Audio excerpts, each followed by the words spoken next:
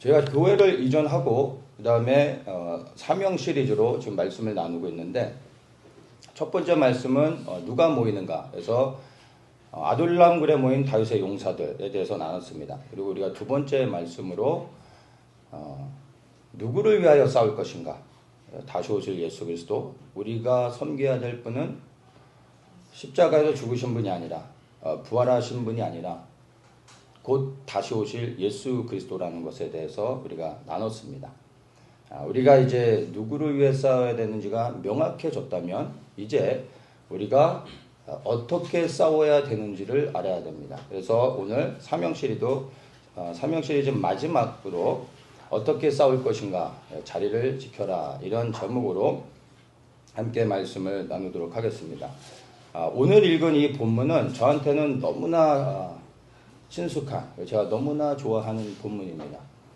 목사들이 설교를 하면서 자기가 한 설교 중에서 좋아하는 설교가 있고, 또 자기가 설교했지만 또 그 설교 가운데 은혜를 받는 설교가 있습니다. 그런데 오늘 이 나눌 말씀은 제가 좋아하는 설교입니다. 좋아한다고 해서 제가 이 말씀을 많이 전한 것은 아니고, 제가 이렇게 찾아봤더니 2015년 3월 달에 이 본문을 가지고 처음으로 말씀을 나눴습니다. 그리고 7년 만에 제가 다시 나누는 겁니다. 제가 참 너무나 좋아하는 본문의 말씀인데, 오늘 이 말씀을 통해서 우리가 이제 어떻게 싸움을 해야 되는지, 이 그리스도의 군사로서 그 싸움에 대한 것들을 한번 보도록 하겠습니다. 오늘 이 본문을 우리가 봤지만 이 본문의 내용은 다윗의 용사들의 무용담에 관련된 그러한 이야기입니다. 근데 특별히 세 사람을 이야기하고 있는데, 먼저 조금 그 정리를 좀 하면 좋을 것 같아요. 23장 39절 마지막에 보면 우리야까지 포함해가지고 도합 37인이다 라고 하면서 다윗의 용사들의 이름을 한 명씩 한 명씩 다 열거하고 있습니다. 다윗의 용사들은 사실은 많이 있는데, 그 가운데서도 성경이 기록하고 있는 이 37명은 다윗의 정말 그 심장과 같은 용사 중에 용사라고 말할 수 있습니다. 그래서 모든 전쟁 가운데 다윗과 함께 최전방에 서서 앞장서서 다윗을 위해 싸웠던 전설 중에 전설들이라고 생각하시면 될 것 같습니다. 그런데 이 37인을 이야기하기 전에 다윗에게는 사실 30명의 다윗을 따르는 그러한 용사들이 있었고, 이 30명의 용사들의 우두머리가 되는 3명의 용사가 있었습니다. 그 3명의 용사가 18절에 보면은 또 수르야의 아들 요압의 아우 아비세니 저는 그 3인의 두목이라 말합니다. 그러니까 3인의 두목이라 말하면서 이 3인이 누구냐 하면은 30명, 다윗을 따르는 30명의 이 용사들을 이끄는 우두머리라고 하는 겁니다. 근데 이 세 사람이 덧들이 다윗의 3명의 용사인데, 이 3명의 용사들 말고 이들보다 한 단계 더 높은 차원에 있는 first 덧들이가 있습니다. 이 덧들이가 누구냐면 오늘 우리가 읽었던 이 본문에서 이야기하고 있는 요셉바세베, 그리고 엘리아살, 삼마, 이 3명이 다윗의 항상 좌편과 우편에서 보좌하면서 다윗의 모든 전쟁 가운데 싸웠던 첫 번째 용사들입니다. 그런데 이 두 번째 용사들을 설명하는 것을 보면 그 3인의 대장되는 아비새가 창을 가지고 300인을 죽였다고 얘기하죠. 그건 30명을 이끄는 3명의 용사들이 어느 수준인지를 알 수 있는 겁니다. 창 하나로 300명을 죽이는 사람들의 수준인 겁니다. 어마어마한 거죠. 그런데 이 두 번째 3인 말고 오늘 이야기 나누는 게 첫 번째 3인이라는 겁니다. 근데 이 첫 번째 3인은 두 번째 3인보다도 더 위대한 능력들을 가지고 있었던, 싸움하면은 정말 내노라 하는 사람들인 겁니다. 왜냐하면 두 번째 3인보다도 더 위에 있는 세 사람이기 때문에. 이 사람들이 어떠한 사람들인지를 한번 보겠습니다. 8절에 보면 이제 요셉바세벳이 나오죠. 이 사람이 바로 다윗을 따르는 37명의 용사들의 우두머리가 되는 것입니다. 이 우두머리가 어느 정도인지를 설명해 주죠. 저가 한때 800인을 쳐 죽였다라 합니다.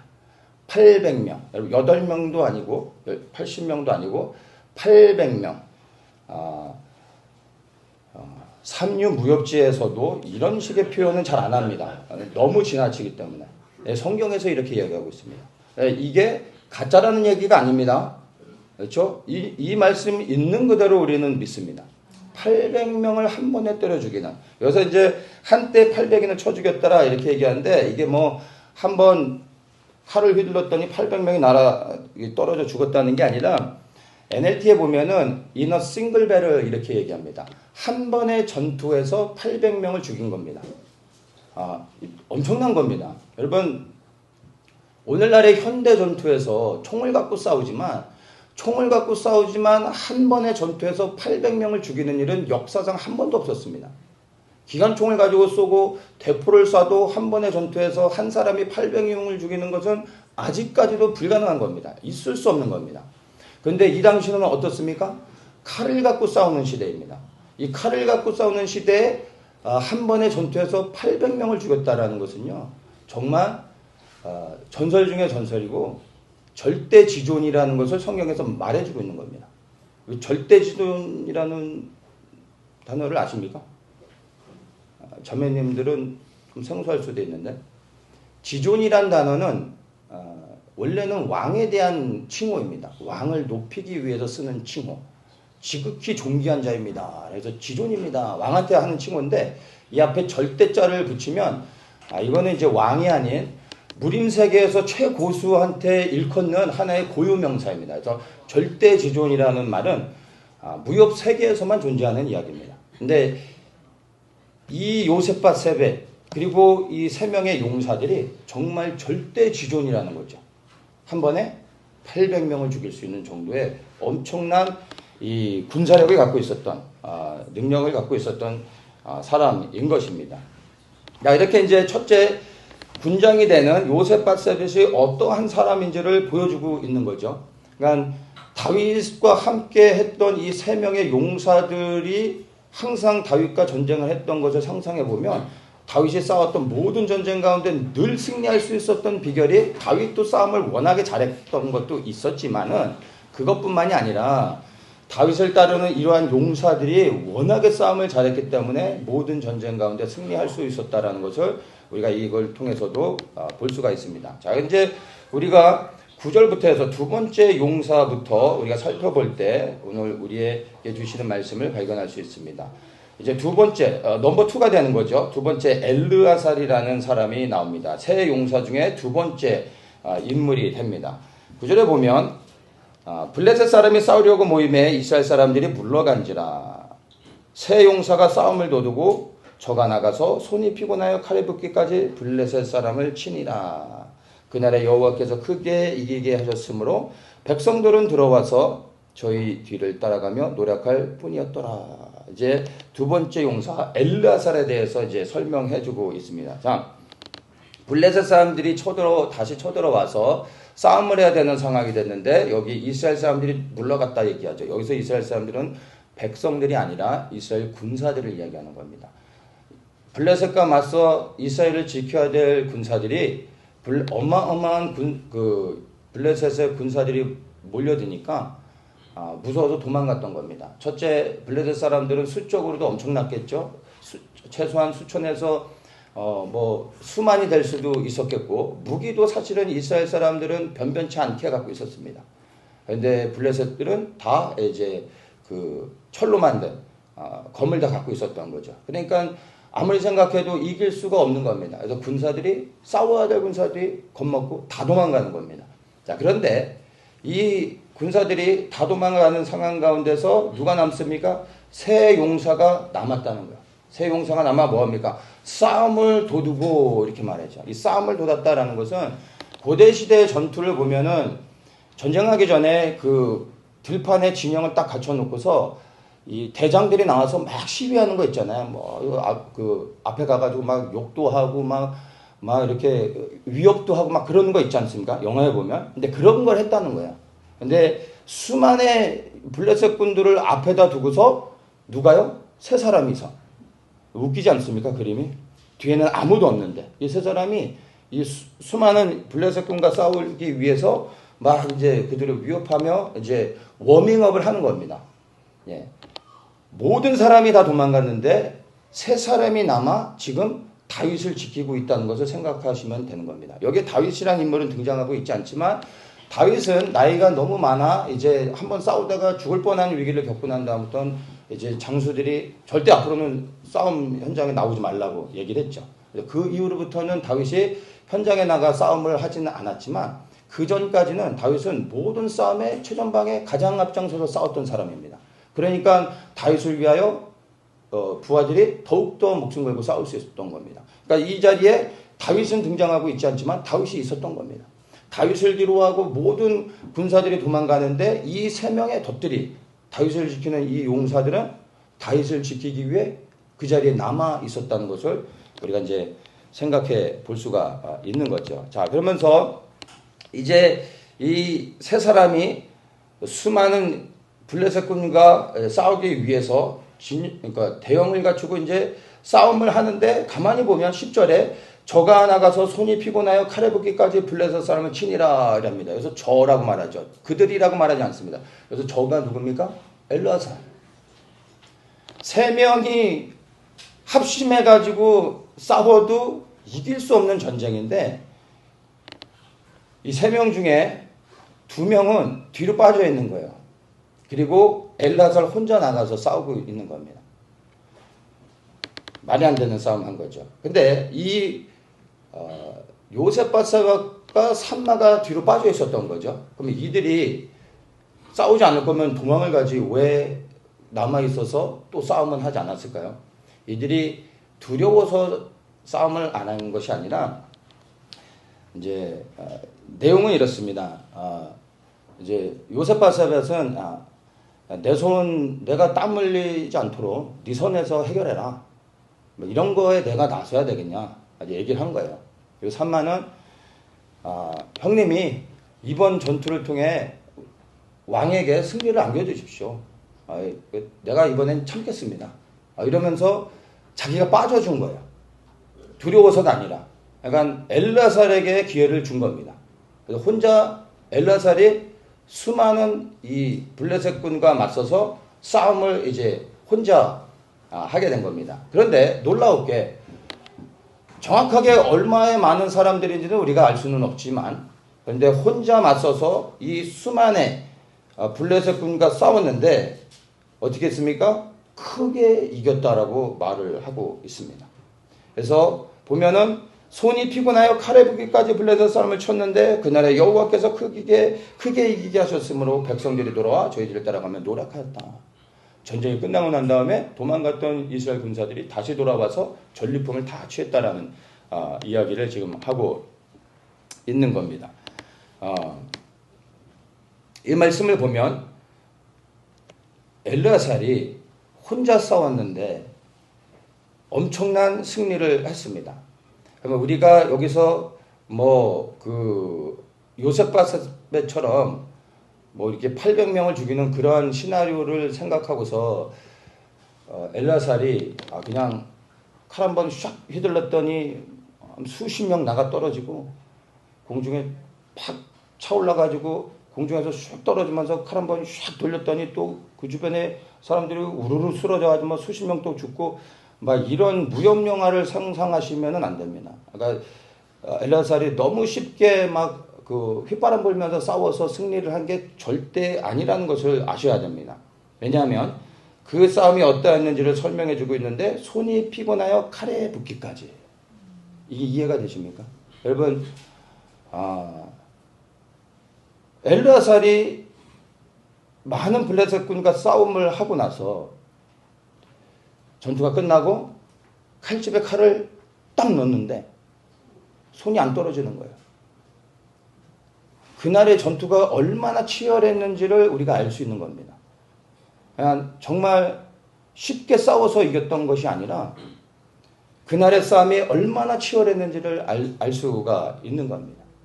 그냥 한 사람 한 사람의 칼을 다 엘르야살이 받아내고 맞고 치고 하면서 엘르야살이 그렇게 목숨을 걸고 싸웠던 겁니다. 그리고 이 싸움이 그냥 뭐 한두 시간 만에 끝난 것이 아니라 얼마의 시간이 걸렸는지는 모르지만 제가 생각할 때는 아침 해 뜰 때부터 해서 해 질 때까지 하루 종일 싸우지 않았나 생각이 듭니다. 얼마나 그가 긴장하며 손에 칼을 꽉 쥐면서 싸움을 했으면 싸움이 끝나고서 칼을 떼려고 하는데 손이 안 떨어지겠습니까?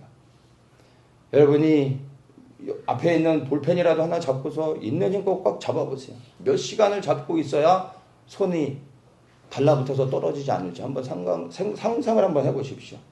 엘르야살이 이런 싸움을 했다라는 겁니다. 근데 하나님께서 어떻게 합니까? 크게 이기게 하셨다라고 말하고 있습니다. 우리는 싸움에서 이겼으니까 왕을 위해 싸웠으니까 크게 이겼다라고 생각할 수 있지만 그가 승리할 수 있었던 이유가 물론 하나님이 도와주신 것이지만 그러나 그 자리에서 엘르야살이 생명을 걸고 최선을 다해서 그가 할 수 있는 싸움을 했다라는 것을 우리는 반드시 기억을 해야 된다는 겁니다. 우리가 부르신 자리에 그리고 있어야 될 자리에 가서 싸움을 할 때 어떤 자세로 싸워야 됩니까?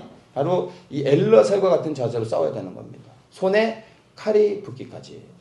여러분의 모든 삶의 현장 가운데 그리스도를 위해 살아가고 있다면 나는 손에 칼이 붙기까지 나의 모든 일들을 그렇게 하고 있는가 돌아보셔야 된다는 겁니다. 그냥 적당히 대충 하면서 주님께서 내게 승리를 주시길 원하고 주님께서 내 문제를 풀어주시길 원하고 내 삶을 통해 주님께 영광이 되길 원하지만 그러나 손에 칼이 붙기까지 싸우고 있지 않다면 승리를 기대해서는 안 된다는 것입니다. 우리는 이것을 통해 분명하게 우리가 어떠한 자세로 싸움에 임해야 되는지를 알 수가 있는 것입니다. 그래서 우리가 있어야 될 자리에서 엘르야살과 같이 정말 모든 것을 들여 최선을 다할 때 주님께서 큰 승리를 주신다는 것을 기억하십시오. 자, 10절에 보면 이제 그날의 여호와께서 크게 이기게 하셨다 이렇게 설명을 하고 있는데 이거를 뭐라고 이제 영어 성경에서는 그날의 여호와께서 크게 이기게 하셨다 이것을 The Lord brought about a great victory 이렇게 말합니다. Lord brought about a great victory. 위대한 승리를 가지고 오셨다. 이렇게 이제 설명을 하면 되겠죠. 그러니까 한글 성경의 번역하고는 좀 다르죠. 여호와께서 크게 이기게 하셨는데 영어 성경에서는 주께서 위대한 승리를 가지고 오셨다. 이렇게 표현을 해주고 있습니다. 그러면 이 승리는 내가 열심히 싸워서 엘르야살이 열심히 싸워가지고 사실 이긴 승리가 아니라 엘르야살이 다윗을 위하여 싸울 때 주께서 승리를 가져오게 하셨다는 겁니다. 내가 나의 왕이신 예수 그리스도를 위하여 싸울 때 내가 잘 싸워서 승리할 수 있는 것이 아니라 내가 나의 왕 예수 그리스도를 위하여 싸울 때 나의 왕이신 예수 그리스도가 승리를 가져오시는 겁니다. 그리하여 내가 승리하게 되는 것입니다. 그러면 그 승리가 나의 것입니까? 주님의 것입니까? 주님의 것인 겁니다. 싸우고 나서도 우리는 영광을 받을 것이 없는 겁니다. 왜냐하면 승리케 하시는 분은 예수 그리스도라는 것을 말씀을 통해서도 우리가 너무나 분명하게 볼 수가 있습니다. 그래서 우리가 엘르야살 같이 손에 칼이 그냥 달라붙을 정도까지 그러한 자세로 싸움을 해야 되겠지만 그래서 이기는 것이 아니라는 걸 분명히 알고 우리가 주를 위해 싸울 때 주께서 승리를 가져오신다는 걸 기억하며 우리가 그 자리에서 주께서 승리를 가져오실 때까지 싸워야 되겠죠. 주께서 승리를 가져오고 계신데 그 가져오시는 그 순간을 참지 못해가지고 우리가 싸움에서 물러난다면 승리를 가지고 오시다가도 우리가 승리를 보지 못할 수 있다는 것입니다. 그래서 우리가 주를 위한 싸움을 싸울 때 주님이 내가 주를 위해 싸울 때 나로 하여금 승리케 하여 주신다는 것을 믿고 우리의 부르신 자리에서 엘르야살과 같은 자세로 싸워야 되는 것입니다. 그러면 주님의 때에 승리를 가져오실 것을 믿습니다. 이 승리의 비결은 나에게 있지 않습니다. 누구에게 있습니까? 예수 그리스도. 내가 자리를 지키며 주를 위해 싸울 때 주께서 승리를 가져오시게 한다는 것을 반드시 기억하십시오. 이 마지막 때 우리가 믿음을 지키고 배도하지 않는 것 너무나 중요합니다. 그래서 이제 이 믿음을 지키는 부분들에 대해서 많은 사람들이 사실 이제 고민하고 있는 부분입니다. 그런데 우리가 믿음을 지키는 부분에 대해서도 곰곰이 잘 생각을 해야 됩니다. 믿음을 지켜야 되는 건 너무나 중요한 일이고 마지막 때 우리가 정말 집중해야 될 부분입니다. 그런데 누구를 위하여 믿음을 지켜야 되는지 생각보다 많은 분들이 그 믿음을 지켜야 될 대상 누구인지를 사실은 잘 모르는 것 같습니다. 여러분 매일의 삶 속에 여러분의 믿음을 지켜가고 있습니까? 그 믿음을 누구를 위하여 지키고 계십니까? 여러분입니까? 많은 사람들이 자기 자신을 위하여 믿음을 지킵니다. 근데 그게 아니라는 겁니다. 나를 위하여 믿음을 지키며 그 끝은 반드시 실패할 것입니다. 우리가 지켜야 될 믿음은 나를 위한 게 아닙니다. 예수 그리스도를 위하여 우리의 믿음을 지켜야 되는 겁니다. 목에 칼이 들어와도 내가 예수 그리스도를 부인하지 않는 믿음을 지켜야 되는 이유는 내가 부인하면 지옥에 가기 때문이 아니라 내가 부인함으로 인하여 나의 왕 되신 예수님의 이름이 더럽힘을 받기 때문에 세상 가운데 능력을 받기 때문에 그분의 영광이 가려지기 때문에 내가 믿음을 지켜야 되는 겁니다. 나를 위하여 지키는 믿음은 반드시 실패합니다. 수많은 사람들이 구원받기 위해 예수님을 아직도 믿고 있지 않습니까? 일평생 그렇게 믿어도 절대 구원받지 못한다는 겁니다. 구원을 받았기 때문에 이제 그리스도를 위해 살아갈 때 주께서 믿음을 지켜주시고 그리고 끝까지 우리를 붙잡아 주시며 우리가 영원한 생명을 얻을 수 있게 되는 겁니다. 우리의 모든 초점이 예수 그리스도께 드려져야 되는 겁니다. 그래서 우리가 지켜야 될 믿음은 나를 위한 것이 아니라 그리스도를 위한 것이라는 걸 여러분 기억하십시오. 엘라실이 자기의 어떤 전과를 올리기 위해 싸운 것이 아니라 그가 섬기는 다윗을 위하여 모든 것을 걸고 싸울 때 승리를 하였다는 것을 기억하십시오. 그러면 우리가 정말 우리의 왕 되신 그리스도를 위하여 모든 것을 걸고 싸울 때 주께서 우리를 지켜주시지 않겠습니까? 우리를 통하여 그분의 영광을 드러내신다는 것을 우리 분명히 기억하시고 이 마지막 때 우리가 지켜야 될 이 거룩한 믿음 나를 위한 게 아니라 그것조차도 그리스도를 위한 것이라는 것을 여러분 다시 한번 마음속에 새기시기를 예수님의 이름으로 축복합니다. 아멘. 우리 이제 세 번째 삼마라는 인물을 보도록 하겠습니다. 개인적으로는 저는 이 세 사람의 용사들 가운데서 삼마라는 인물을 가장 좋아하는데 11절과 12절에 이렇게 설명합니다. 그 다음은 하랄 사람 악의 아들 삼마라 블레셋 사람이 떼를 지어 녹두나무가 가득한 밭에 모임에 백성들은 블레셋 앞에서 도망하되 또 도망갑니다. 그렇죠? 저는 그 밭 가운데 서서 막아 블레셋 사람을 친지라 여호와께서 큰 구원을 이루시니라 이렇게 이제 설명해주고 있습니다. 블레셋 분들이 다시 쳐들어왔습니다. 근데 그 현장에 보니까 삼마 외에는 용사들 가운데 다른 사람은 없었던 것 같아요. 뭐 어떨 때는 같이 모이기도 하지만 아마 이때는 다윗과 어떤 다른 용사들은 다른 현장에 있었지 않았나. 그래서 삼마가 군사들을 이끌고 이 쳐들어온 블레셋과 싸우려고 나갔는데 블레셋 군대를 보니까 이 다른 이스라엘 군사들은 다시 딱 도망가 버린 겁니다. 누가 남습니까? 홀로 남는 거예요. 삼마 혼자 남아 이제 그 땅을 지켜야 되는 상황이 됐습니다. 우리가 엘르아사의 전투에서도 봤지만 여러분 하나님의 마음은요 싸움에서 피하는 이스라엘 군사들에게 있지 않습니다. 하나님은 그들을 비난하지 않습니다. 그분의 마음과 시선은 누구에게 있습니까? 그 자리를 지키고 있는 엘르아살에게 있는 겁니다. 그러니까 우리가 동일하게 싸움의 현장 가운데 있을 때 혹시나 도망가는 사람이 있다 할지라도 그들을 향하여 우리가 비난하고 판단하고 할 필요가 없는 겁니다. 중요한 건 나의 부르심의 자리에 내가 있으면 되는 겁니다. 내 일만 열심히 하면 되는 겁니다. 이런 비난을 했다면은 산마가 여기서 남아서 싸우겠습니까? 욕하다 자기도 도망갈 수 있겠죠. 산마는 모든 마음의 중심을 이제 도망간 자에게 두지 않고 내가 지켜야 될 이 땅, 나의 왕 다윗을 위하여 내가 이 자리를 지킬 것이다 하면서 견고하게 흔들리지 않고 남아있었던 것을 우리가 분명하게 보아야 됩니다. 자, 이제 블레셋 군들이 이번에도 얼마의 수인지는 모르지만 어마어마하게 많은 수가 밀려와서 싸움을 하려고 했던 겁니다. 그러니까 다 도망갔던 거죠. 혼자 남아서 이제 싸움을 하는데 12절에 이야기하죠. 그 밭 가운데 서서 막아 블레셋 사람을 친지라. 그 밭 가운데 서서 막아섰다. 이렇게 이제 얘기합니다. 그가 싸운 산마의 싸움은 공격의 싸움이 아니라 방어적 싸움이었다라는 것을 우리가 좀 봐야 됩니다.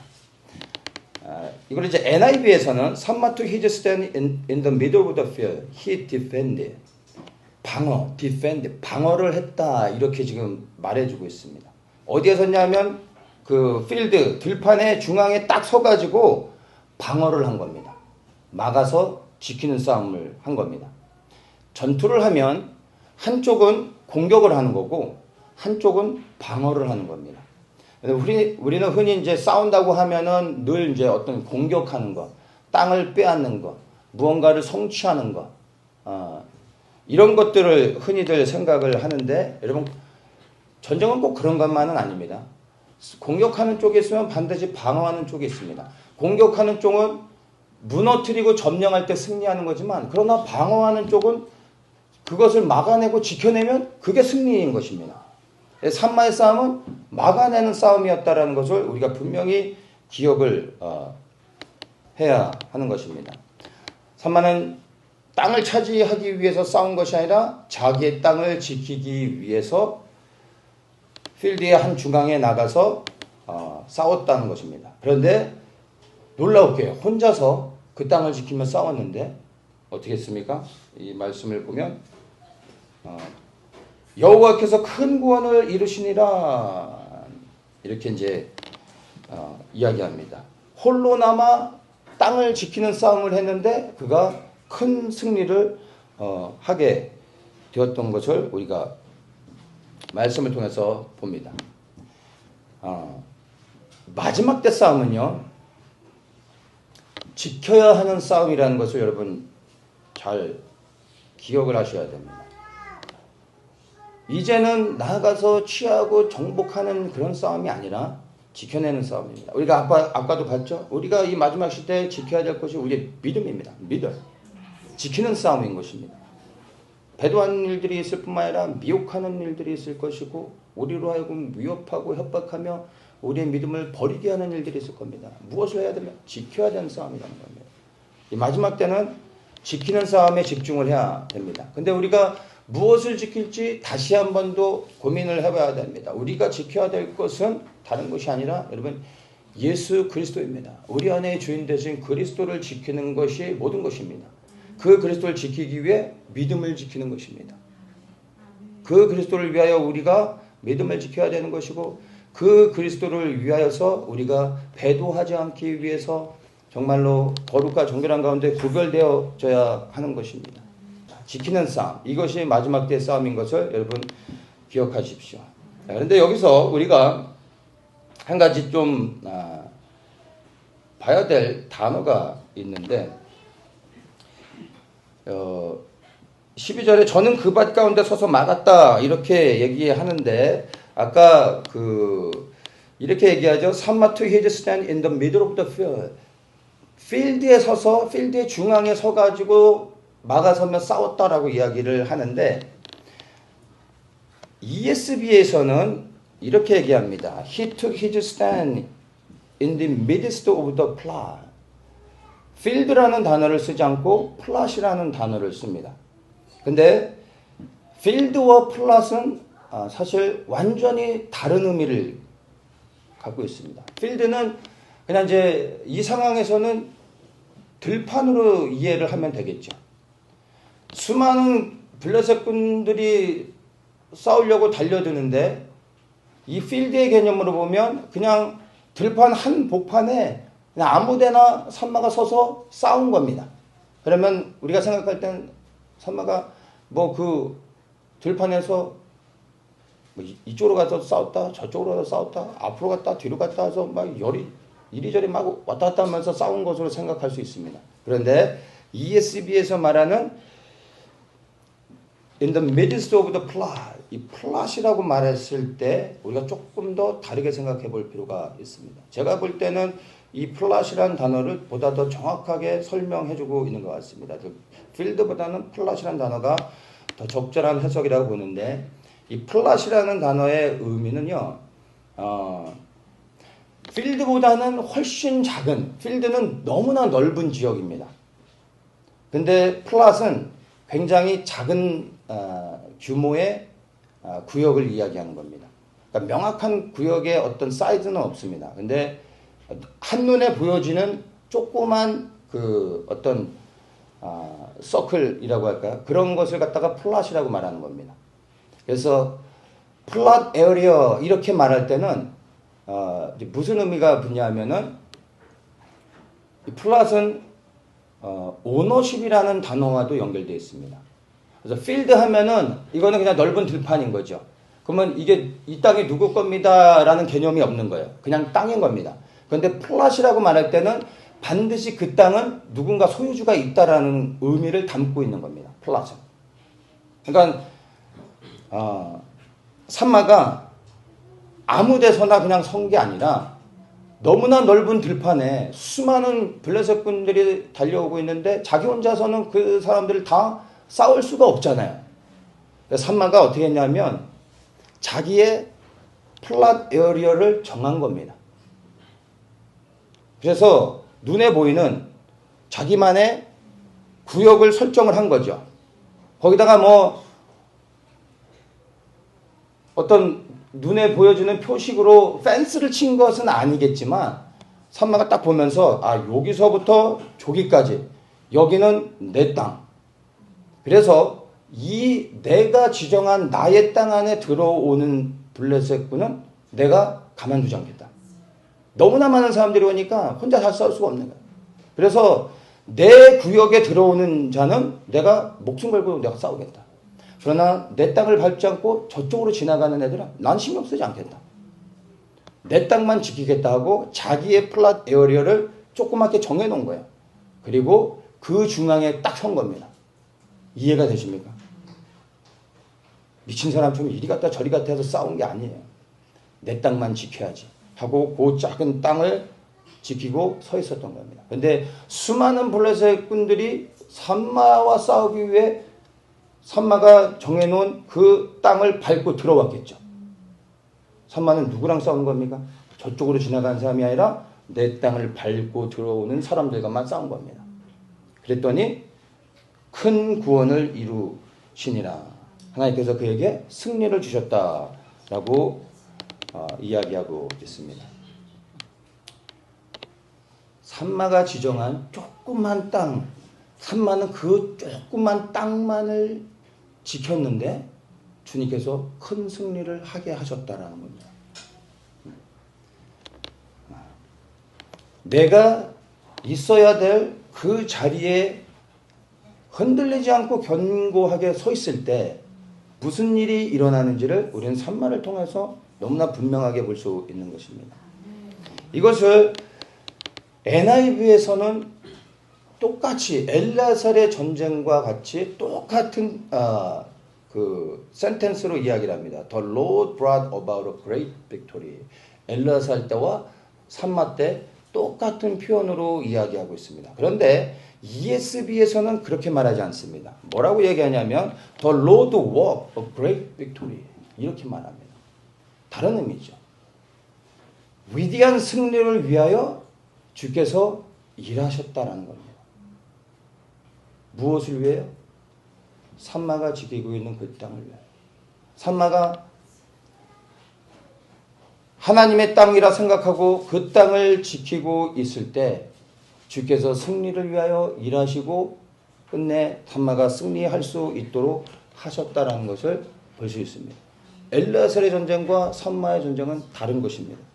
내가 하나님의 영광을 위하여 싸울 때 하나님께서 승리를 가져오시는 겁니다. 이것이 엘르아살이 싸웠던 전투입니다.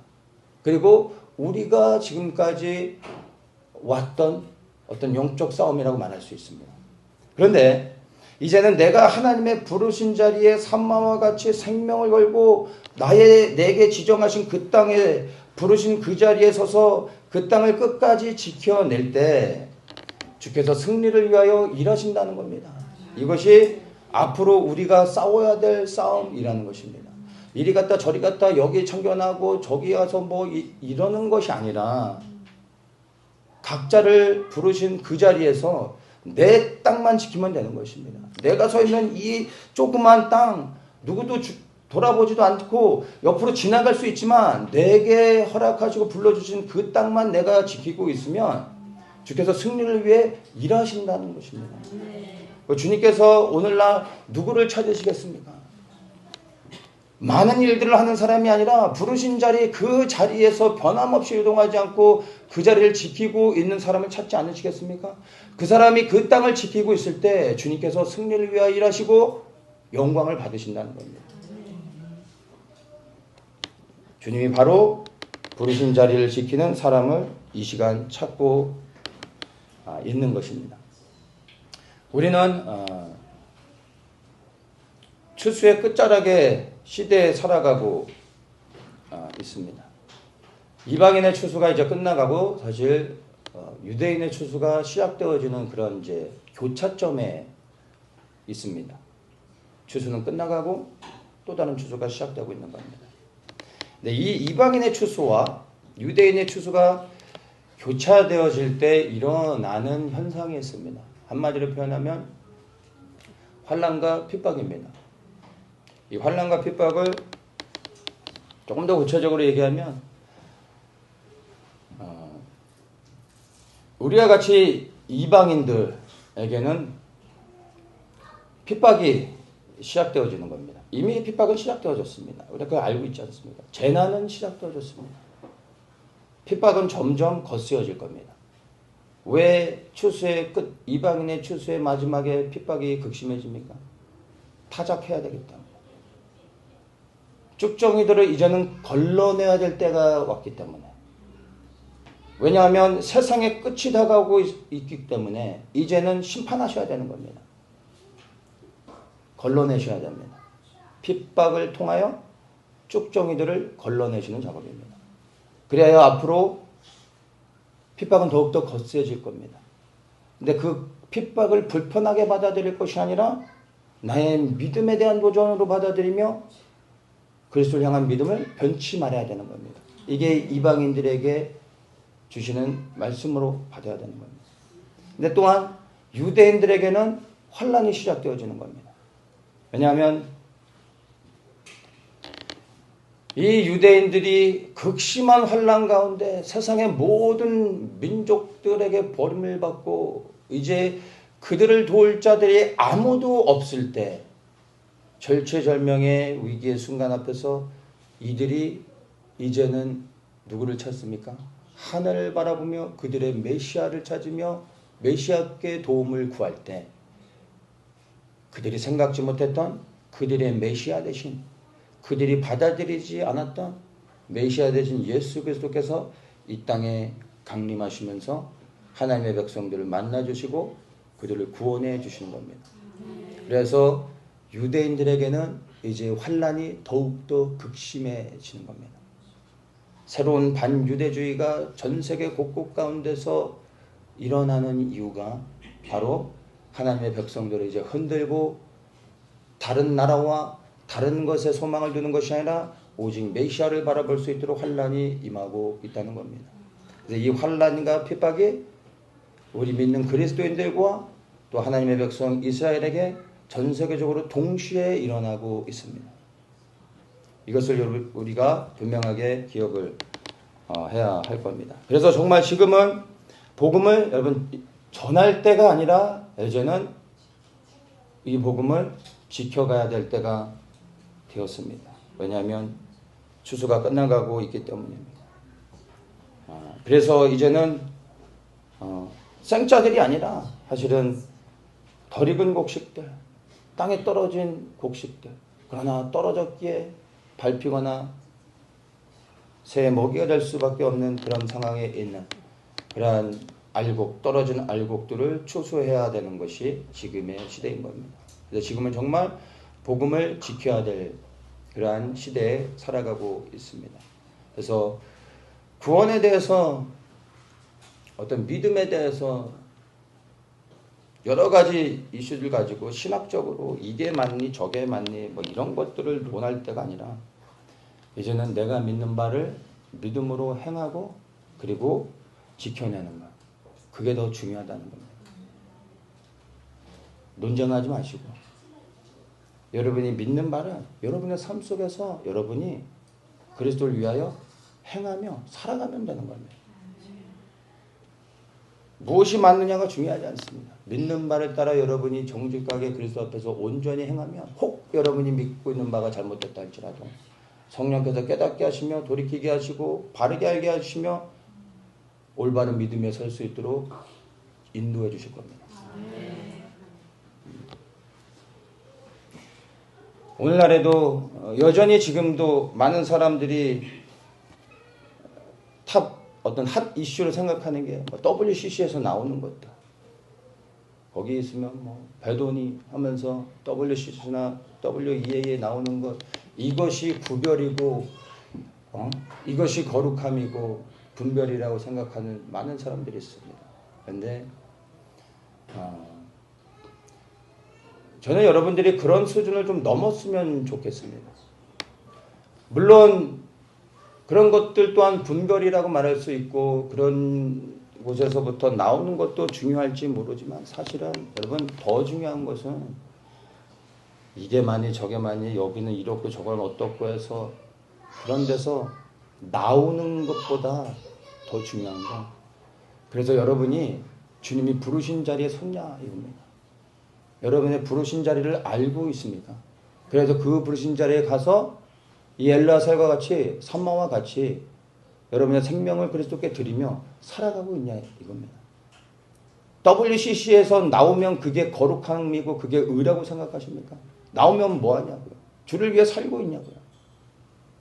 나오는 것이 그 하나 자체가 의가 되어져 버려서 계속해서 이게 많이 저게 많이 돌아다니면서 판단하는 수많은 사람들, 대부분의 성도들의 수준인 겁니다. 그러니까 여러분들이 이 단계를 넘어 부르심을 분명히 보고 그리고 내가 있어야 될 자리에 견고히 선다면 이런 것들은 더 이상 문제가 되지 않는 겁니다. 이걸 넘어 부르심의 자리를 설 수 있어야 되는 것입니다. 여러분들이 정말로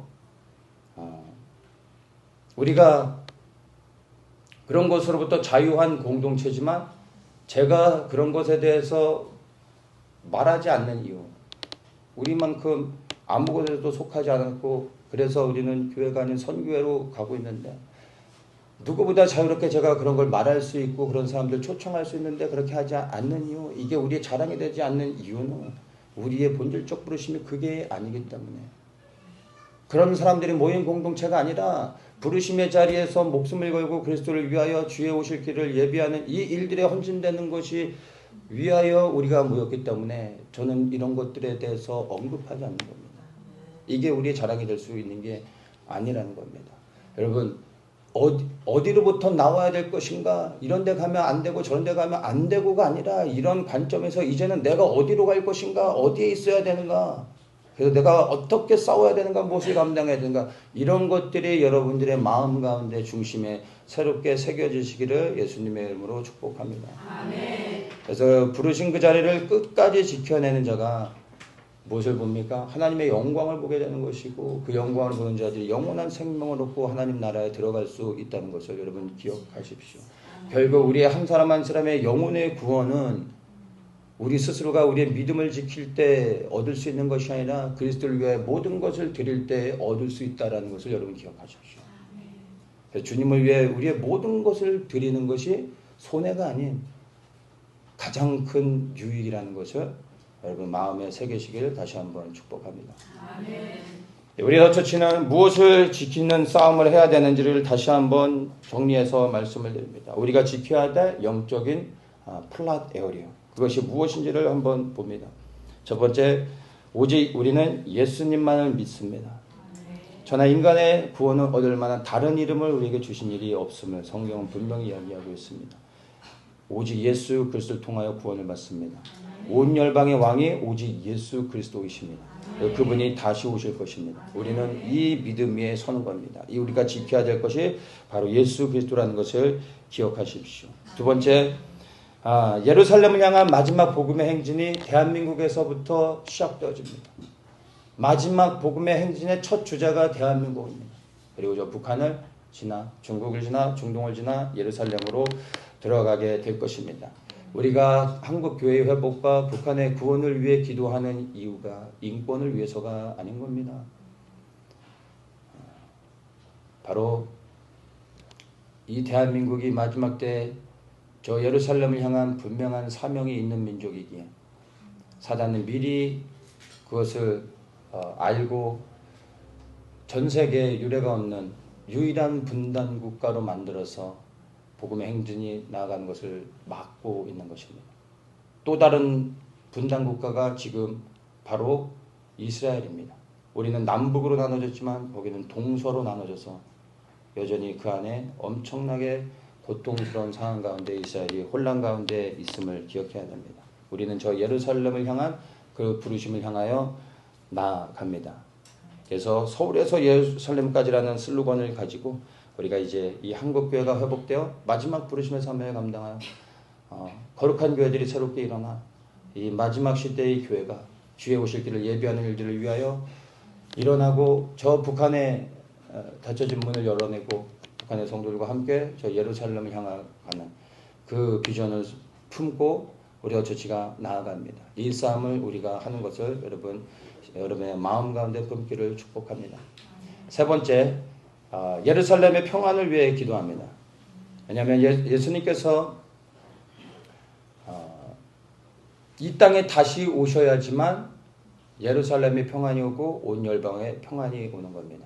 근데 그 예수님은 다른 곳으로 절대 오지 않습니다. 서울로 오지 않습니다. 뉴욕으로 가지 않습니다. 예수님은 감람산 위에 예루살렘으로 다시 오십니다. 너희가 본 그대로 내가 다시 오겠다 말씀하셨습니다. 감람산 위에 서셔서 열방을 통치하신다고 스가랴서에서도 말하고 있습니다. 그래서 예루살렘이 회복되어야 하는 것입니다. 그 땅이 회복되지 않으면 예수님이 그 땅에 오실 수 없기 때문에 이제 우리가 주의 오실 길을 예비할 때 예루살렘이 회복될 수 있도록 우리가 기도하는 것입니다. 그리고 그분께서 그 위에 쓰셔서 천년 왕국을 열방 가운데 통치하신다는 것을 여러분 기억하시면 좋겠습니다. 이 세 가지를 위해 우리 더처치가 지켜내는 싸움, 어떻게 싸워야 될지를 명확히 우리가 분별하여 보기 원합니다. 한 가지를 더 말한다면, 네 번째는 아닙니다. 그러나 한 가지를 더 추가적으로 좀 말하고 싶은 것이 있다면, 아까도 잠깐 언급했지만 하나님께서 주신 DNA 유전자를 지키는 것, 이것 또한 중요합니다. 편리함과 영생불사라는 속임수로 이제 모든 사람들에게 표를 받게 하는 일들이 있을 것입니다. 여러분, 우리 그리스도인들에게 있어서 중요한 것은 여러분 편리함이 아닙니다. 장수가 아닙니다. 행복이 아니지 않습니까? 우리 그리스도인들에게 가장 중요한 것은요, 창조의 질서에 순종하고 내게 주어진 삶의 환경 가운데 감사하며 이 땅에서 주님이 허락하시는 만큼 살다 주님 앞에 가는 겁니다. 왜냐하면 이 땅이 영원하지 않다는 것을 알기에 우리가 육신을 벗어야 주님 앞에 서서 영원토록 살 수 있다는 것을 믿는다면 결국 이 땅을 떠나는 것을 두려워할 이유가 없는 겁니다. 그래서 얼마나 더 편안하게 행복하게 오래 사느냐가 중요한 것이 아니라 이 땅을 사는 날 동안 하나님이 내게 허락하신 창조의 질서 안에서 거룩함을 지켜가는데 그 거룩함은 영적인 것뿐만이 아니라 하나님의 창조의 질서 안에서 우리를 창조하신 이 우리 안에 각 사람의 독특함, 가지고 살아가야 되는 겁니다. 이것을 지켜야 되는 것입니다. 그래서 하나님의 형상을 지키는 일들을 위하여 또한 우리가 함께 연합하여 싸우기를 원합니다. 말씀을 마칩니다. 이제는 우리가 지켜야 될 그 영적인 플랫 에어리어가 어떠한지 무엇인지를 우리가 명확하게 보았습니다. 이제는 이 지키는 싸움을 위하여 우리가 그리스도의 군사로 일어나야 되는 겁니다. 우리가 무엇을 할 수 있을까 염려하지 마십시오. 산마와 같이 내 자리만, 그 조그만 영역만 지키고 있으면 주께서 승리를 위하여 일하실 것입니다. 우리는 주의 영광을 보게 될 것입니다. 제가 디모데후서 2장 3절과 4절만 그냥 간단히 읽고 마치겠습니다. 이 말씀을 들을 때 여러분 심령 가운데 다시 한번 새기시기를 축복합니다. 내가 그리스도 예수의 좋은 군사로 나와 함께 고난을 받을지니 군사로 다니는 자는 자기 생활에 얽매이는 자가 하나도 없나니 이는 군사로 모집한 자를 기쁘게 하려 함이라. 기도하겠습니다. 주님 감사합니다. 이제 우리에게 어떠한 싸움을 해야 될지 명확하게 보게 하여 주셔서 이제 두려움 없이 부르신 자리로 나가길 원합니다. 사랑하는 너처치의 모든 성도님들이 이제 각자를 향하여 부르신 하나님의 거룩한 부르심의 자리에 견고하게 설 수 있게 해주시고 그 땅을 지킬 수 있는 힘과 능력을 더해주시며 우리가 그 부르신 자리를 끝까지 지킬 때 승리를 위하여 일하시고 영광 받아 주시옵소서. 다시 오실 주 예수 그리스도의 길이 우리의 드려지는 수고와 헌신을 통하여 속히 열려지기를 간절히 원합니다. 주님 오시옵소서. 예수 그리스도의 이름으로 기도합니다.